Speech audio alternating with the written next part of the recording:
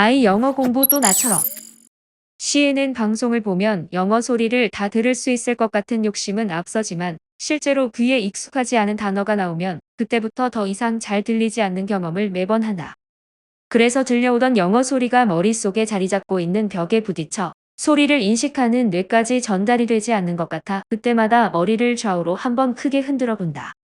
생각 같아서는 철옹성 같은 그 벽이 허물어지고 끊어졌던 소리가 금방이라도 이어질 것 같지만 단지 생각일 뿐이다. 중학교 이후 오랜 기간 영어를 공부해왔고 직장에서 수개월에 걸쳐 영어만 집중적으로 교육받을 수 있는 기회도 있었지만 왜 영어는 이렇게 어렵기만 한 것인지 이제 내 아이의 영어 공부를 봐주어야 하는 시점에서 다시 영어 공부로 인해 고민을 해본다. 다행히 평소 영어를 배워오면서 경험적으로 느껴왔던 점을 매우 잘 분석한 자료를 찾을 수 있어 그 내용을 중심으로 국내 영어 학습 방법의 문제점을 살펴보고자 한다. 이 문장 영국 에딘버러대 교수가 신동아 2000년 1월호에 기고한 대한민국 영어 선생님들 당신네 죄를 아는가? 라는 자료는 한국인이 영어를 못하는 이유를 잘 설명해준다. 국내 영어 학습 방법의 문제점. 첫째, 소리를 소리로 듣지 못하게 만드는 영어 교육이다. 소리를 들을 수 있게 되면 철자는 힘들이지 않고도 알게 되는데도 불구하고 지금까지 우리 영어 교육은 엄청난 단어의 철자를 일일이 외우게 하여 소리 그 자체를 듣지 못하고 눈앞에 스펠링이 어른거리게 만들어 그 결과 소리를 듣고 철자를 알아맞추는 능력을 죽어버리게 만들었다. 따라서 소리 자체는 철자를 익히기 전에 습득해야 한다. 문자의 세계로 들어가기 이전에 소리의 세계로 들어갔어야 했다. 일단 문자의 세계로 들어가고 나면 소리의 세계는 들어가기가 어려워진다. 예컨대 school, 스쿨이라는 소리가 들리면 머릿속에서 학교의 이미지가 연상돼야 하는데 SCHOL이라는 철자가 눈앞에 어른거린다. 영어를 들을 때 that을 듣지 말고 소리를 들으라고 해도 영어 단어가 눈앞에 어른거리고 영어 문장이 머릿속에 떠오른다. 영어 소리를 들으면 곧장 뜻을 알아야 하는데 대다수 사람들은 일단 단어나 영어 문장이 눈앞에 나타나고 그것을 해석하려고 한다. 원래 듣기는 소리를 들으라는 말이다. 그런데 우리가 말하는 듣기는 뜻을 들으려고만 하고 있다. 우리 귀에 들어오는 것은 소리이다.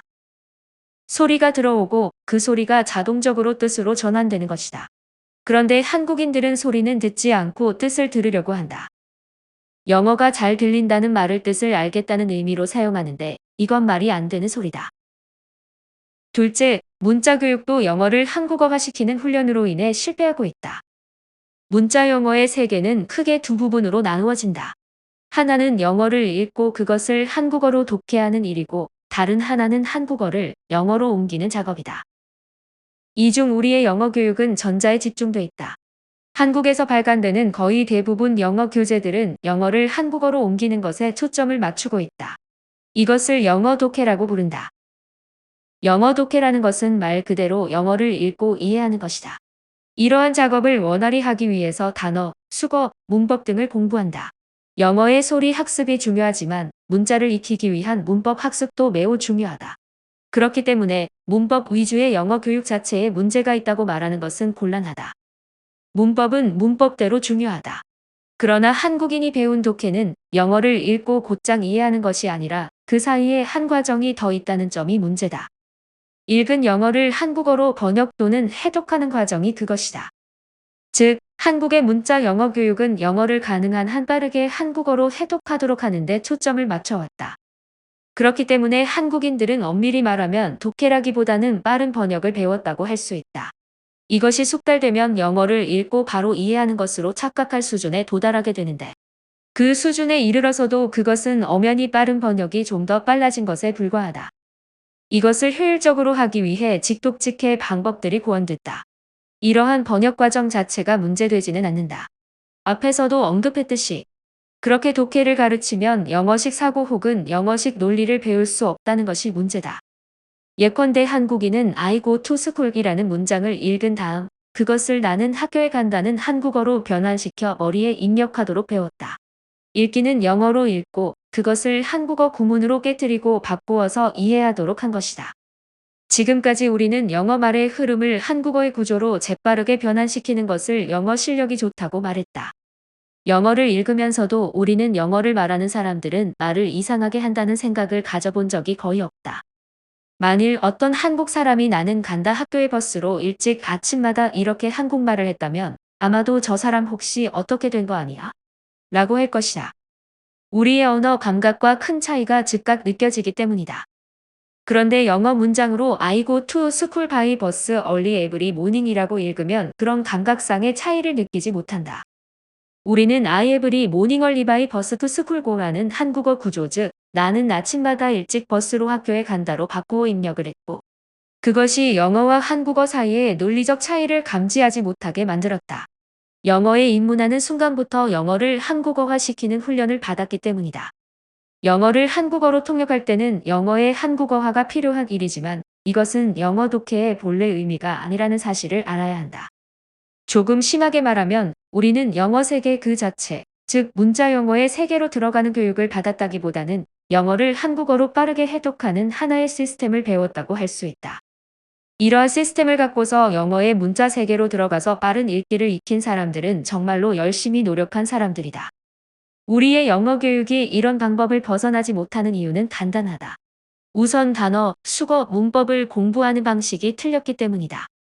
이 단어는 내가 아는 단어야 혹은 나는 이 단어를 외웠어 라는 말은 그 영어 단어의 한국어 뜻을 안다는 말이다. 이것은 잘못된 말이다. 한 가지 예를 들어보자. 우리가 grape, 그레이프라는 단어를 보면 포도라는 한국어가 먼저 떠오른다. 물론 자주 접해서 익숙한 단어인 경우 한국어와 실제 그림이 동시에 떠오를 것이다. 그런데 대다수 한국인들은 단어를 처음 익힐 때 그레이프라는 단어는 한국어로 포도라고 외웠다. 하지만 우리는 한국어로 포도라는 단어를 보면 즉각적으로 그림이 연상되고 먹고 싶다든지 시다는 감각적 반응을 보인다. 다시 말해 단어와 그림 사이에 다른 언어가 개입되지 않는다. 번역이 불필요하기 때문이다. 그런데 우리가 영어를 습득할 때에는 반드시 한국어로 입력했기 때문에 단어를 보면 어쩔 수 없이 한국어 번역이 먼저 떠오르게 된다. 이럴 때 영어를 읽으면서 한국어가 눈앞에 펼쳐지는 것은 당연한 결과다. 영어를 읽고 곧장 그림으로 들어갈 수 있는 방법이 개발돼야 한다. 셋째, 한국어로 떠오르는 생각을 영어로 옮기는 훈련이 부족하다. 우리말을 영어로 옮기는 작업이 소위 말하는 작문은 아니다. 주어진 한국어 문장을 영어로 옮기는 것은 번역이지 작문이 아니다. 본래 의미의 작문은 영어 학습과는 다른 차원의 문제다. 한국 사람이라고 해서 모두 한국어 작문을 잘하는 것도 아니다. 글을 잘 쓰고 못 쓰고는 별개의 문제다. 영어를 모국어로 사용하는 학생들도 작문을 어려워한다. 그래서 우리의 생각을 문자 영어로 옮기는 훈련도 받아야 한다. 생각을 체계적이고 논리적으로 정리하여 문장으로 영어다운 영어로 옮기는 훈련이 필요하다. 한국어로 떠오르는 우리의 생각을 곧장 영어로 옮긴다는 것이 쉬운 일이 아니다. 그것을 자유자재로 할 수 있는 사람을 이중언어자라고 부른다. 생각은 한국어로 하되 그것을 영어로 옮기는 과정에 대한 방법론적인 연구가 있어야 한다. 영어를 한국어로 옮기는 과정에도 학습의 법칙이 있듯이 한국어를 영어로 옮기는 작업에도 필요한 방법과 훈련이 있다. 단어 공부, 수거 공부, 영어 문장의 얼개 연습, 문법 공부 등의 새로운 방법이 더해져야 한다.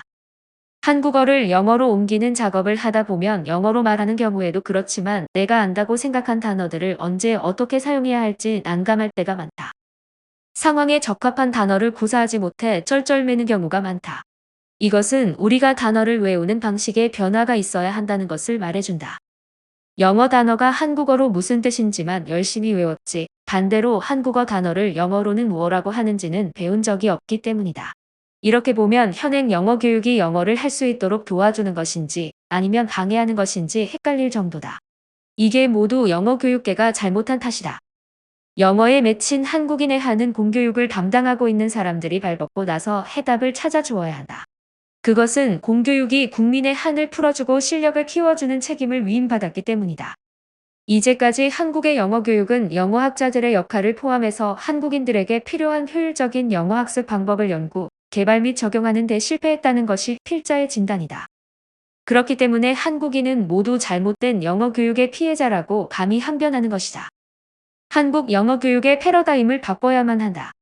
영어의 문자 세계와 더불어 소리 세계를 습득하는 방법을 규명하고 영어를 읽고 영어로 이해하는 방법. 그리고 한국어를 영어화시킬 수 있는 방법을 규명해 줄 수만 있다면 영어에 맺힌 한국인의 한을 풀 수 있을 것이다. 결론적으로 이문장 교수는 EFL 환경하에서 영어 소리를 소리 그 자체로 들을 수 있는 방법, 영어 문자를 읽고 곧장 이미지를 연상할 수 있는 방법, 생각은 한국어로 하되 그것을 영어로 옮기는 과정에 대한 방법 등 한국인에게 맞는 영어 학습법을 찾자는 주장을 하는데요. 언법회 영어가 그 답이 되지 않을까요? 이문장 교수가 공개하는 영어 통달 비법은 다음 URL 주소나 책을 보면 확인할 수 있다. 이문장 교수는 한국 영어 교육의 문제 해결을 위한 근본적인 실마리는 다음 두 가지, 즉 첫째, 영어와 한국어 소리의 차이가 나는 이유를 밝히고 둘째, 그 차이를 극복할 수 있는 구체적인 방법을 찾는 식으로 풀어가자고 주장한다. 영어와 한국어의 소리의 차이가 나는 이유는 혀를 굴리는 방법이 다르기 때문이므로 따라서 그 차이를 극복할 수 있는 방법은 한국어의 혀가 움직이는 길과 영어의 혀가 움직이는 길이 어떻게 다른지를 가르치면 된다고 말한다. 그리고 소리의 세계로 들어가려면 귀 훈련도 해야 하며 좋은 구조를 잘 이해하면 소리를 잘 식별하게 된다고 말한다. 구체적인 방법으로 혀끝이 움직이는 것을 중심으로 영어의 음절을 설명하고 연습을 하면 영어의 소리 그 자체가 들리게 된다고 한다. 영어 소리의 식별은 1음절부터 시작하여 2음절, 3음절, 그리고 문장의 순서로 이어지며 이것을 체계적으로만 연습하면 2, 3개월 안에 영어의 소리 세계가 열리는 경험을 하게 될 것이라고 주장한다. 정리하면 영어의 좋은 구조를 제대로 알자는 의미인데 이 모든 걸 이해하려면 영어가 어느 정도 수준이 되어야 가능할 것 같고 듣기에 약간은 도움이 되겠지만 그걸로 당장 귀가 뚫린다고는 할 수 없을 것 같다. 지금부터는 17개월차 부엉이 영어 공부를 시작하겠습니다. 후반부의 17개월차 사례 분석 자료도 소개하겠습니다. 영화 보기는 부엉이 영어 공부 실전 로드맵 월별 구성 17개월차에서 보듯이 애니와 함께 실사 영어를 활용합니다. 이번 달은 프레디 하이모어 등 좋아하는 배우 출연 작품을 집중적으로 시청합니다. 아이들은 자기가 좋아하는 배우가 출연한 영화에 더욱 관심을 보입니다. 이런 영화를 집중적으로 보는 즐거움도 영화를 보는 재미를 더해줍니다. 찰리 앤 더 초콜릿 팩토리를 재미있게 본 아이라면 멋진 미소, 귀티 나는 분위기에 프레디 하이모어를 기억합니다. 그가 출연한 다른 작품 아서 앤 더 미니모이즈와 더 스파이더윗 크라니컬즈도 재미있게 봅니다.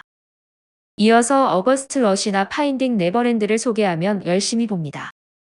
목소리 연기를 선보인 더 골든 콤파스와 아스트로 보이도 좋은 영화이고 아이들은 재미있어 합니다.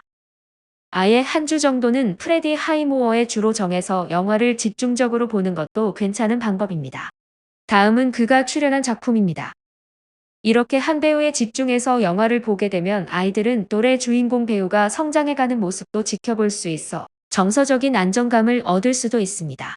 집중 듣기에 들어가기 전에 잠시 지난 6개월 동안의 얼리 챕터북 단계 공부를 되짚어보고 앞으로 6개월간 진행할 본격적인 챕터북에 관해 사전에 알아둬야 할 몇 가지를 짚고 넘어가겠습니다. 지난 6개월간 진행한 얼리 챕터북은 평균 리딩 레벨이 3.5이고 3,200단어 정도 됩니다. 총 140번가량 진행합니다.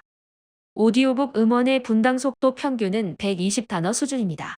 참고로 후반부의 사례로 소개하는 서진이는 집중 듣기로 얼리 챕터북을 4개월간 175권 공부했습니다.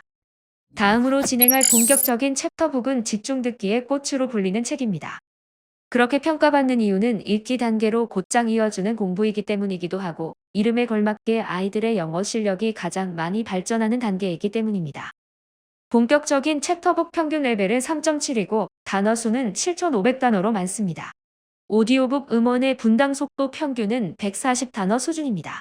17개월차 집중 듣기는 본격적인 챕터북을 진행합니다.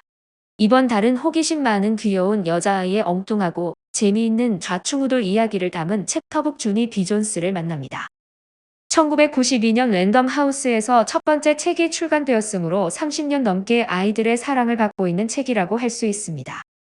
리딩 레벨은 2.8이고 글밥은 7,200단어 정도 됩니다.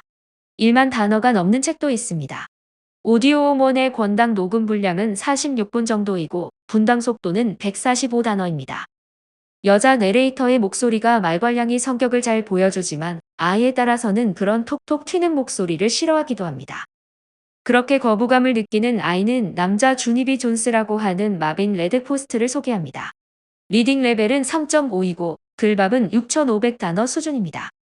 오디오 음원의 권당 녹음 분량은 49분 정도이고 분당 속도는 132단어입니다.